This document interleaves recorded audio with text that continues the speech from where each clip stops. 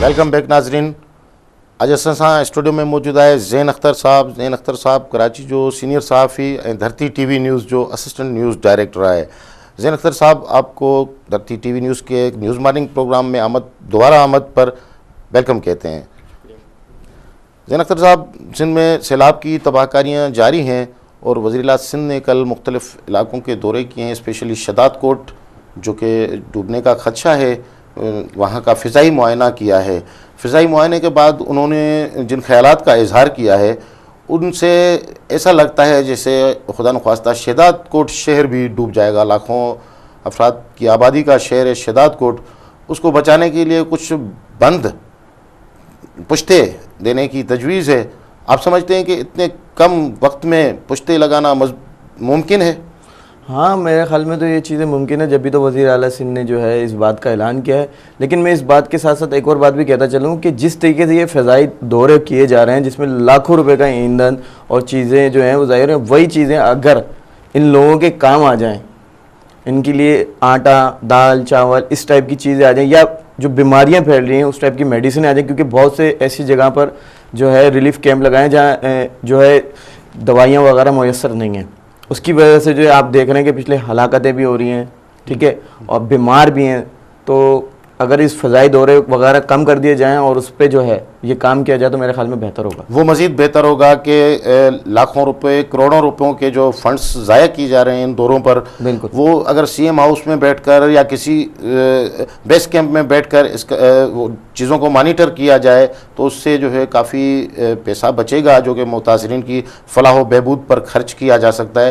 یہ آپ کی بہت اچھی تجویز ہے.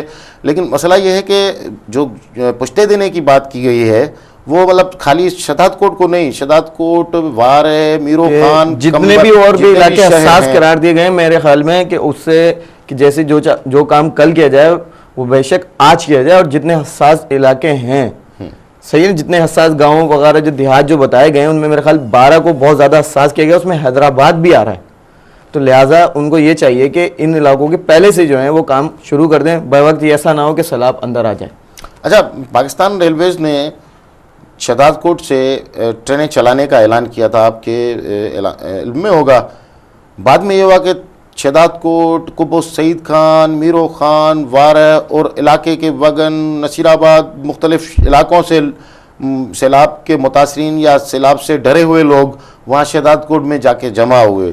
پھر پاکستان ریلوے نے یہ کیا کہ اعلان کیا کہ نہیں, ہم شداد کوٹ سے ٹرین نہیں چلاتے اور لاڑکانہ سے کراچی ٹرین چلے گی تو سارے متاثرین یا ڈرے ہوئے لوگ جو ہیں, سہمے ہوئے لوگ جو ہیں وہ لاڑکانہ پہنچ. ان لوگوں کے پاس زیادہ تر یہ دیکھا گیا کہ ان کے پاس نہ کوئی رقم تھی کرائے کے لیے, نہ ان کے ساتھ فیملیز تھیں, معصوم بچے تھے.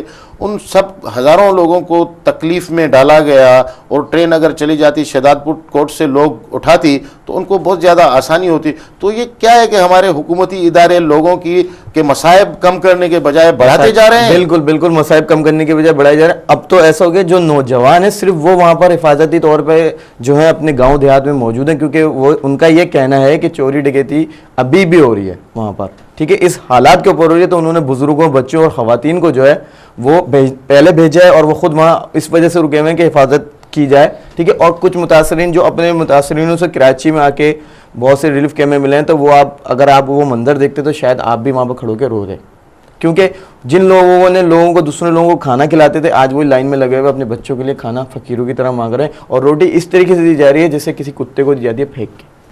تو اسی وجہ سے کل آپ نے دیکھا کہ سکھر میں جب مسلم لیگ نون کے قائد جناب نواز شریف صاحب وہاں تشریف لائے اور ان کے ساتھ لایا ہوا امدادی سامان جب تقسیم ہو رہا تھا متاثرین میں, تو بدنظمی کا مظاہرہ ہوا. میرے خیال میں لوگ زخمی بھی ہوئے ہیں. پولیس نے, اور کچھ اخبارات کے مطابق جیسا کہ ہم نے پڑھا ہیڈ لائنز میں, مسلم لیگ نون کے کارکنان نے بھی لوگوں پر لاٹھیاں برسائیں.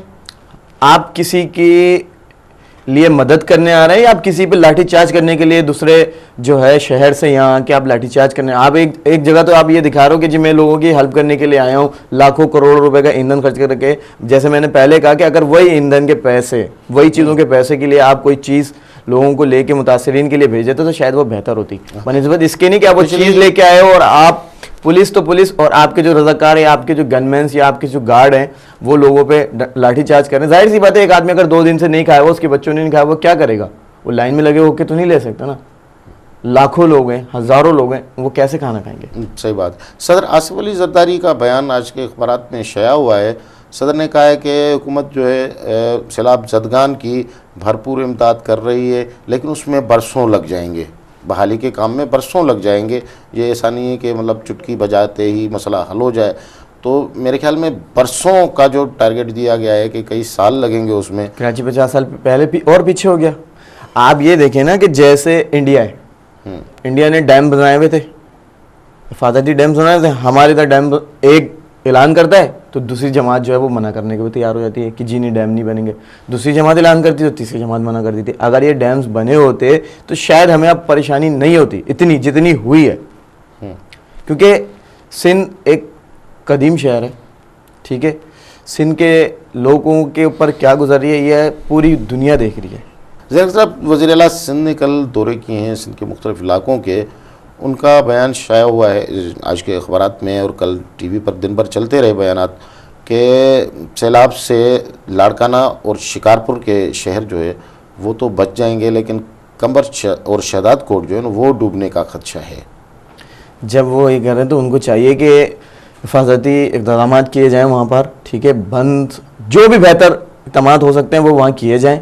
और अगर आप एक चीज़ की पेशन गोई कर रहे हैं कि जी वो चीज़ जो है उसका ख़तरा ज़्यादा है, तो मेरे ख़्याल में कि उसको 8 आवर फ़ौरन जो है उस पर काम किया जाए। अच्छा, अक़वाम मुत्तहिदा के बच्चों के, स्पेशली बच्चों और माओं के फलाह बहबूद के लिए काम करने वाले इदारे यूनिसेफ के डायरेक्टर ने कल एक बयान दिया है कि मुल्क में सैलाब से 3500 से ज़ायद स्कूल तबाह हो चुके हैं और लगभग इसी तादाद में हस्पतालें तबाह हो चुकी हैं, बेसिक हेल्थ यूनिट्स और रूरल हेल्थ सेंटर्स तबाह हो चुके हैं, जिसकी वजह से LHVs भी बड़ी तादाद में जो है वो मुतासिर हुई हैं। तो इतनी ज़्यादा तादाद में स्कूल तबाह हुए हैं और अभी सैलाबों का सिलसिला जारी है, मज़ीद स्कूल तबाह होने का खदशा है। तो आपके ख्याल में मुल्क में बच्चों की तालीम पर इसका क्या असर पड़ेगा? बहुत ज़्यादा असर पड़ेगा जब स्कूल ही नहीं होंगे। पहले तो स्कूल होते थे सिर्फ बराए नाम, ठीक है जी। आपने देखा होगा जैसे असाजा ने भी जो है इस बात पर एहतजाज किया था कराची प्रेस क्लब के बाहर इंटीरियर से कि वहाँ स्कूल तो बने हुए हैं, तनख्वाहें जारी हैं टीचरों की, लेकिन टीचर मौजूद नहीं है।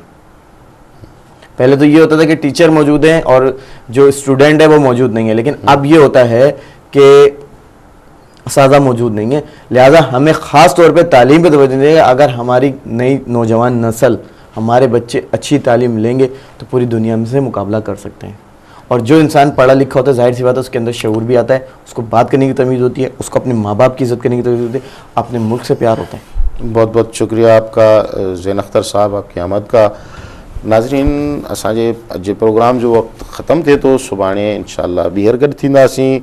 तेसी इजाज़त ॾींदा। धरती सलामत, साथ सलामत।